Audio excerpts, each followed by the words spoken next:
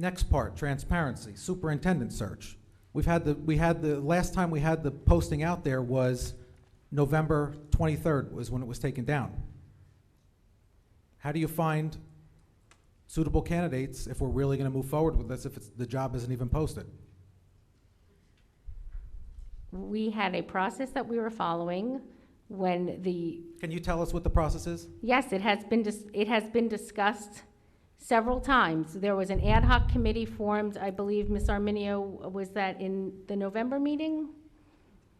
Do you want me to give a brief? Yes, please. Okay, so we started when we were told that Dr. Alvick was leaving.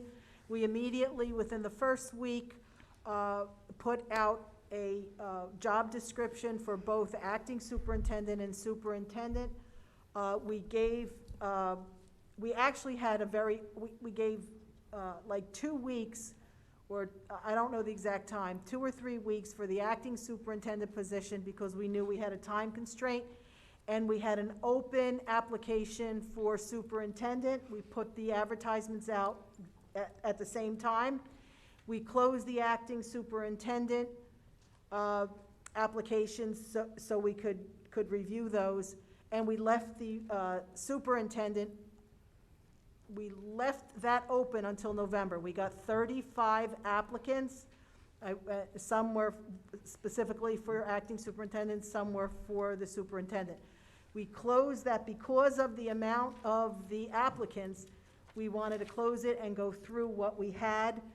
The ad hoc committee was formed the same night as we closed the application process, and we went from November until today. We went through all of those, and we did have some interviews of certain candidates. So it's. How many interviews before the time you closed it to now? Can we discuss that in public? You give a number. Yeah.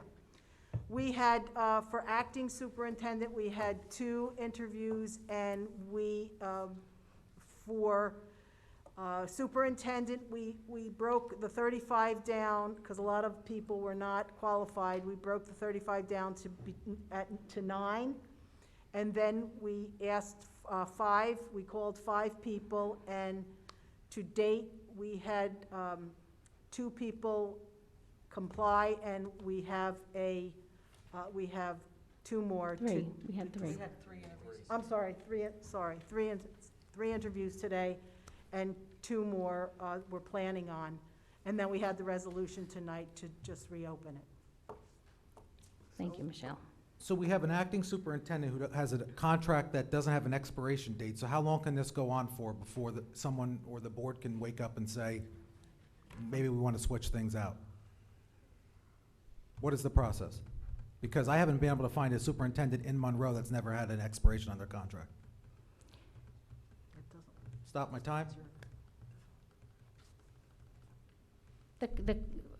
How long will this go on? Until we find a qualified candidate that we are happy with and we feel is going to bring the best experience to our district.